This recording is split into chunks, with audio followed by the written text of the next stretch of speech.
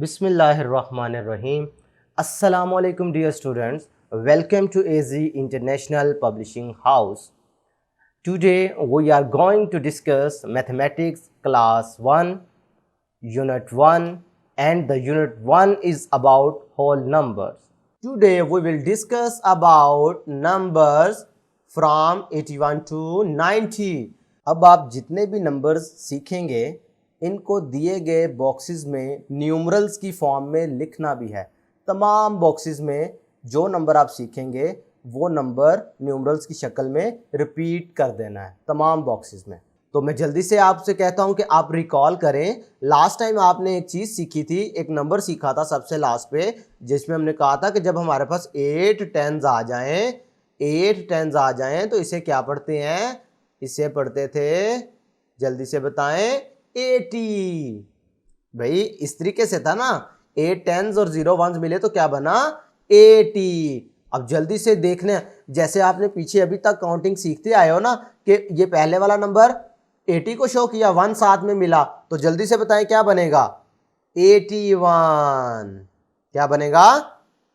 81। बात समझ आ रही है? सिमिलरली अगर आप देखोगे तो ये 8 अगर 80 को शो करेगा और ये 2 साथ मिलेगा तो क्या बनेगा? 82। नेक्स्ट देखें, 80 और 3 क्या बना? 83।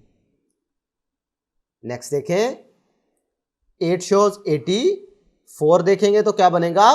84। 8 शोज 80 और फिर 5 85। बात समझ रहे हो भाई? ये 8 टेंस है ना, 8 टेंस मीन 80 और साथ में 5 वंस मिल गए तो 85। इधर भी 8 टेंस 6 1 तो क्या बन गया? 86।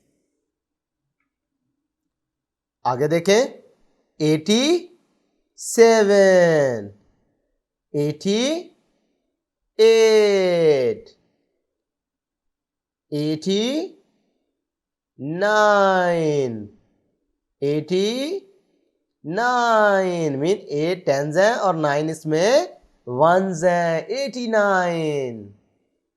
लास्ट में देखो तो ये हमारे पास क्या है? 1 2 3 4 5 6 7 8 9।